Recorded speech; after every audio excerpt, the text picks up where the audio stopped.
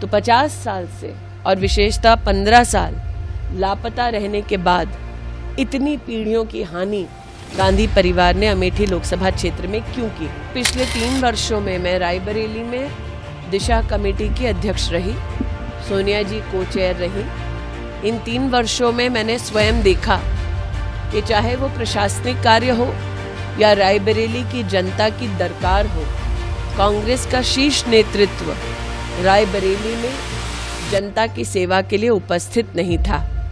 कि दूरदृष्टिता का परिणाम है कि आज अमेठी लोकसभा क्षेत्र में आप कमल का फूल खिलते देख रहे हैं। प्रधानमंत्री जी ने पहले से ही जनता को आगाह कर दिया था कि जैसे ही वायनाड में वोट पड़ जाएगा उसके बाद राहुल जी रुख करेंगे एक नई सीट का।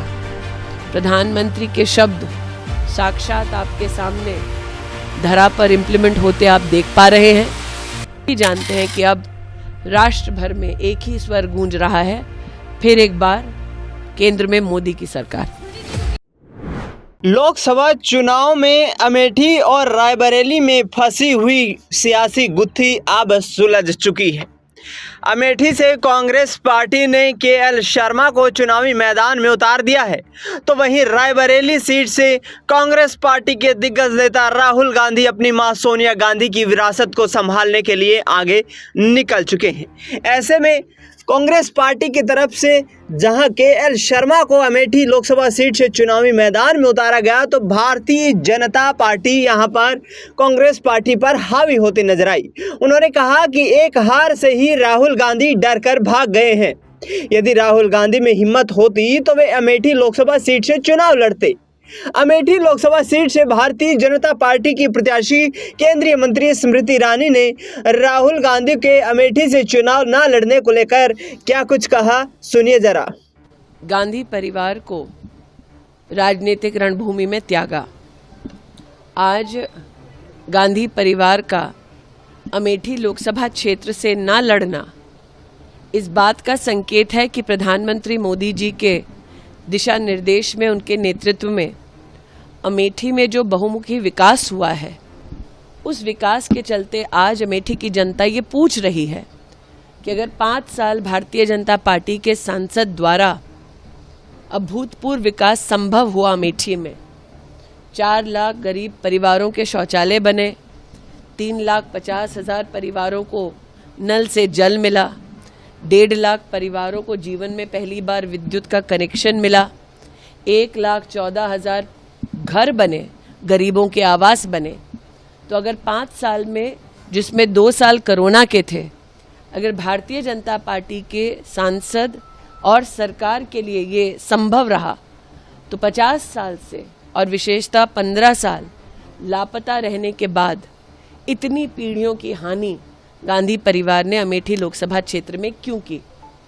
आज मैं अमेठी की जनता को नवसंकल्प विकास का इसके साथ आश्वस्त करना चाहती हूँ कि प्रधानमंत्री मोदी की सरकार पुनः बनने वाली है। प्रदेश में भारतीय जनता पार्टी की सरकार है। दोनों सरकारों के मध्य में समन्वय कर हम विकास को केंद्र बिंदु बनाकर यहाँ काम करते रहेंगे। अमेठी के भारतीय जनता पार्टी के सभी कार्यकर्ताओं का पुरुषार्थ और परिश्रम, मेरे नेतृत्व का आशीर्वाद, उनका मार्गदर्शन आज अमेठी में चुनाव में वोट पड़ने से पहले ही एक इतिहास रच चुका है।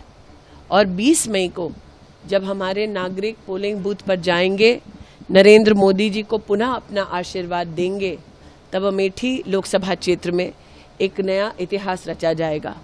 अमेठी के जनता के प्रति मैं जितना आभार वंदन करूं उतना कम है।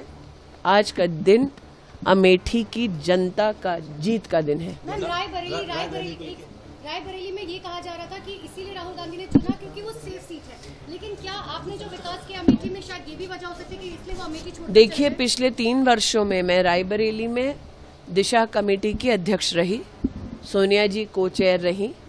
इन 3 वर्षों में मैंने स्वयं देखा कि चाहे वो प्रशासनिक कार्य हो या रायबरेली की जनता की दरकार हो, कांग्रेस का शीर्ष नेतृत्व रायबरेली में जनता की सेवा के लिए उपस्थित नहीं था। मैं भारतीय जनता पार्टी के रायबरेली के प्रत्याशी को अपनी ओर से शुभकामनाएं प्रेषित करती हूं। आज उन्होंने नामांकन भरा है और जनता भी ये जानती है रायबरेली की कि जिन्हें अमेठी ने अस्वीकार कर दिया, जो अमेठी छोड़कर वायनाड चले गए, वो रायबरेली के पूर्णता कभी नहीं हो पाएंगे। प्रश्न ये उठता है कि उन्होंने वायनाड में कहा कि वायनाड ही उनका परिवार है, तो आज रायबरेली में क्या कहेंगे? प्रधानमंत्री ने कहा कि वो वायनाड राहुल गांधी हार रहे इसलिए सुरक्षित सीट तलाश रहे हैं, क्या कहेंगे? प्रधानमंत्री जी की दूरदृष्टिता का परिणाम है कि आज अमेठी लोकसभा क्षेत्र में आप कमल का फूल खिलते देख रहे हैं। प्रधानमंत्री जी ने पहले से ही जनता को आगाह कर दिया था कि जैसे ही वायनाड में वोट पड़ जाएगा उसके बाद राहुल जी रुख करेंगे एक नई सीट का। प्रधानमंत्री के शब्द साक्षात आपके सामने धरा पर इम्प्लीमेंट होते आप देख पा रहे हैं। इसलिए आज मैं प्रधानमंत्री जी के उस स्वर को पुनः आपके सम्मुख प्रस्तुत करती हूं, जब उन्होंने कहा कि कांग्रेस का शीर्ष नेतृत्व आज चुनावी रणभूमि से मुंह फेर रहा है, क्योंकि वो भी जानते हैं कि अब राष्ट्र भर में एक ही स्वर गूंज रहा है, फिर एक बार केंद्र में मोदी की सरकार। स्मृति जी, क्योंकि अब प्रियंका गांधी ने कहा है कि जब तक चुनाव नहीं होते तब तक प्रियंका गांधी और वाड्रा जो है वो यहीं पर रहेंगे अमेठी में। मेहमानों का स्वागत है, हम लोग अतिथियों के स्वागत में कोई कसर छोड़ेंगे नहीं। इतना ही कह दूं कि अमेठी से गांधी परिवार का ना लड़ना इस बात का संकेत है कि कांग्रेस पार्टी चुनाव में एक वोट पड़ने से पहले ही अमेठी से अपना हार स्वीकार कर चुकी है, क्योंकि अगर उन्हें लगता कि यहाँ जीत की कोई भी गुंजाइश है तो वो यहाँ से लड़ते। तो सुना आपने, यहाँ पर स्मृति ईरानी साफ तौर पर ये कहती नजर आ रही हैं कि अमेठी में कांग्रेस पार्टी का गढ़ खत्म हो गया है, कहीं पर भी चुनाव लड़ने की परिस्थिति में नहीं है और ऐसे में कांग्रेस पार्टी एक पिछड़ी हुई पार्टी यहाँ पर बनती हुई दिखाई दे रही है।